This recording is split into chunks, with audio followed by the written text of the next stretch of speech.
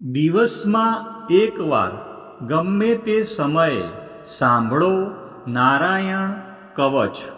શ્રીમદ ભાગવતના 6ઠ્ઠા સ્કંદના 8મા અધ્યાયમાં શ્રી નારાયણ કવચ ત્વષ્ટા ઋષિના પુત્ર વિશ્વરૂપ ઇન્દ્રને કહે છે.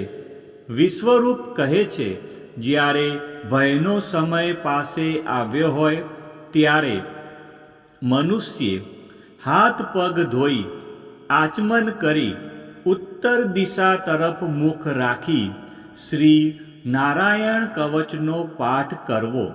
જ્યારે ભય આવે ત્યારે શ્રી નારાયણ રૂપ નામ બખ્તર ધારણ કરવું. હવે આપણે સાંભળીશું નારાયણ કવચ. શ્રી નારાયણ કવચ. ગરુડની પીઠ પર ચરણ કમળ ધારણ કરનારા, 8 સિદ્ધિઓવાળા, 8 બાહુઓવાળા અને તે 8 બાહુઓ વિશે શંખ, ચક્ર, ઢાલ, ગદા, બાણ, ધનુષ તથા પાસને ધારણ કરનારા શ્રી હરિ મારી સર્વ પ્રકારે રક્ષા કરો.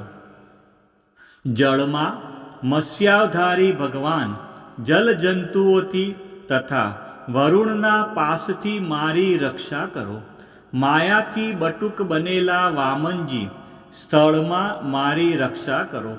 શ્રી વિશ્વરૂપ ત્રિવિક્રમ ભગવાન આકાશમાં મારી રક્ષા કરો.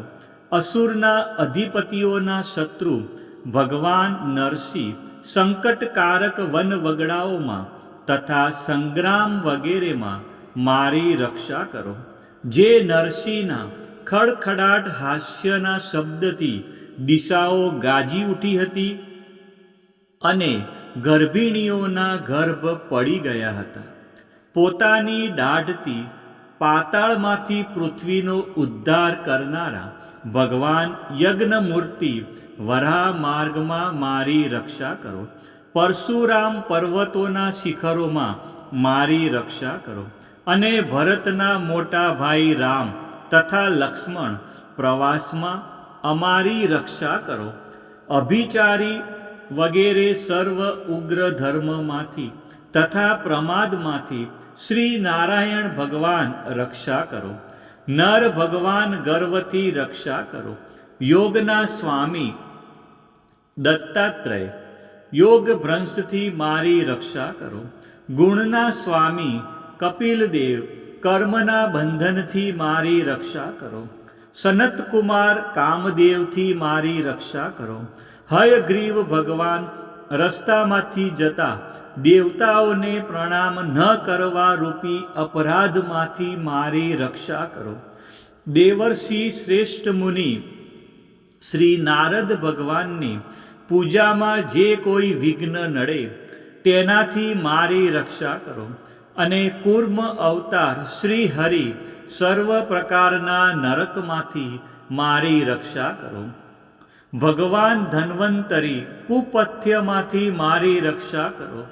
જીતેન્દ્રિય ભગવાન ઋષભદેવ કામ ક્રોધ આદિના ભયમાંથી મારી રક્ષા કરો.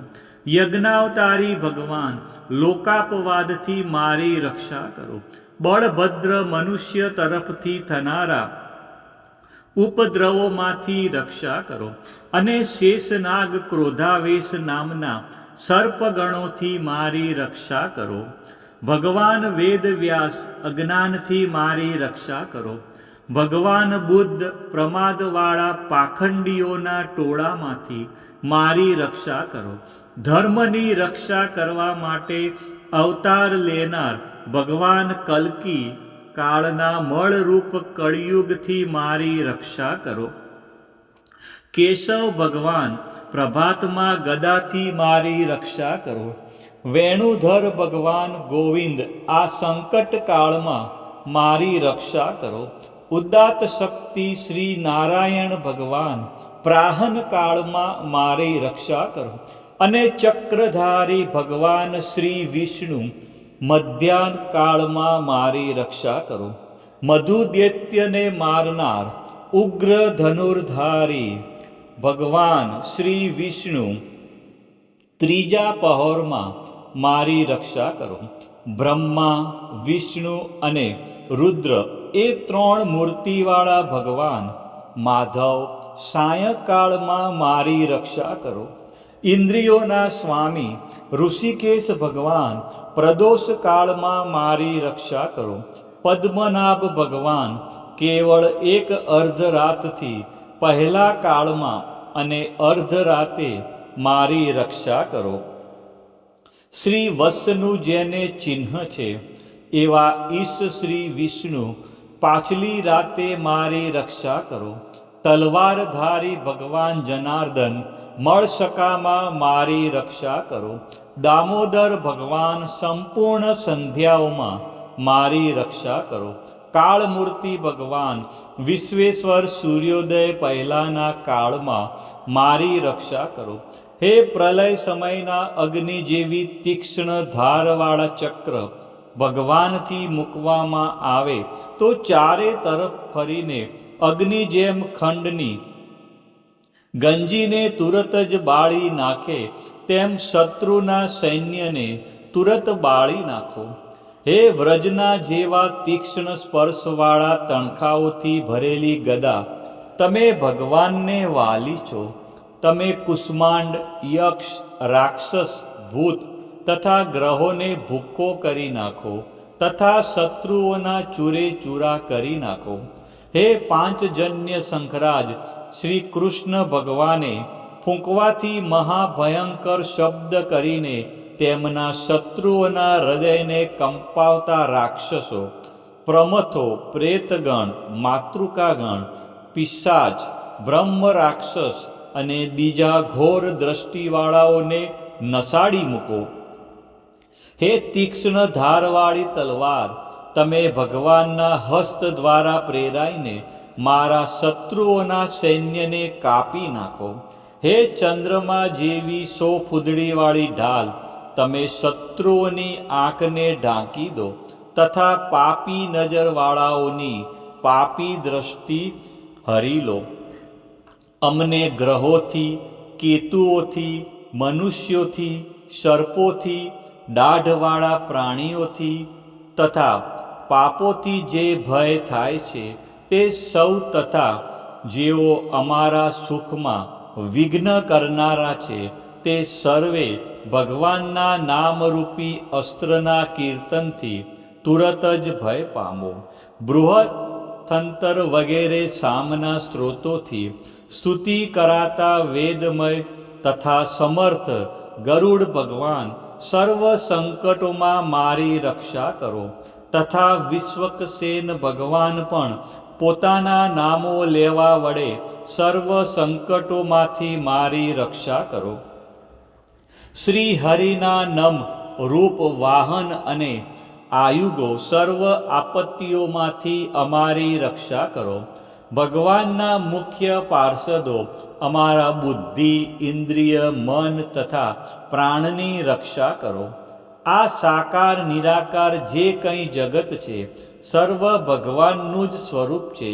આ સત્યથી મારા સર્વ ઉપદ્રવો નાશ પામો. અભેદ દ્રષ્ટિવાળા મનુષ્યોને ભગવાન પોતે ભેદરહિત જોવામાં આવે છે તો પણ તે પોતાની માયાથી આભૂષણો, આયુધો તથા ચિહ્ન નામની શક્તિઓને ધારણ કરે છે. તે સત્ય પ્રમાણ વડે જ સર્વજ્ઞ તથા સર્વવ્યાપક ભગવાન શ્રી હરિ સર્વ પ્રકારના રૂપો વડે સર્વદા અમારી રક્ષા કરો.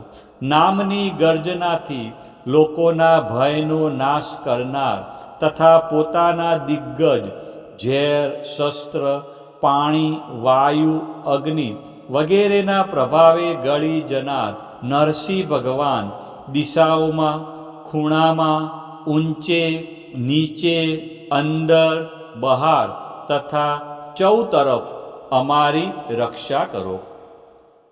હવે આપણે સાંભળીશું શ્રી નારાયણ કવચનું ફળ કથન. વિશ્વરૂપ કહે છે, હે ઇન્દ્ર, આ નારાયણ કવચ તમારી આગળ કહ્યું જે ધારણ કરવાથી તમે શ્રમ વિના અસુરોના અધિપતિઓને જીતશો. આ નારાયણ કવચને ધારણ કરનારો મનુષ્ય નેત્રથી જેના તરફ જુએ અથવા તો પગ વડે જેને જેને અડકે તે તુરત જ ભયમાંથી છૂટે છે. આ નારાયણ કવચ ભણનાર પુરુષને કોઈ દિવસ રાજાઓ તરફથી, ચોર તરફથી, ગ્રહો થકી, વ્યાઘ્ર આદિ તરફથી તથા બીજા કોઈ તરફથી ભય રહેતો નથી. શ્રી નારાયણ કવચ સમાપ્ત.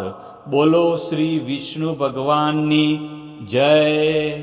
આ જ પ્રમાણે દિવસમાં એકવાર શ્રી નારાયણ કવચનો પાઠ અવશ્ય સાંભળવો.